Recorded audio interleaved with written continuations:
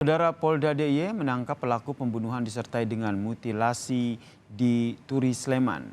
Pelaku yang berjumlah 2 orang ditangkap dalam pelariannya di Bogor, Jawa Barat.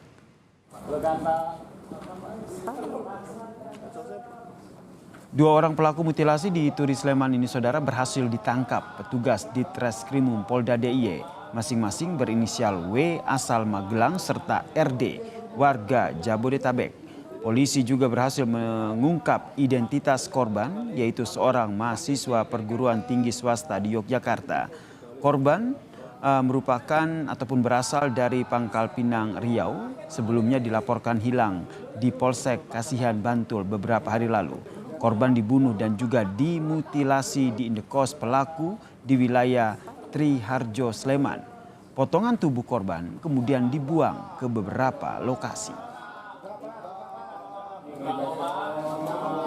Untuk pelaku bukan, satu karyawan salah satu kuliner di Jogja, kemudian yang kedua orang Bogor, itu ya penjual kue lah. Korban tersebut atas nama inisial R, ya, yang bersangkutan adalah mahasiswa di salah satu perguruan tinggi swasta di Yogyakarta.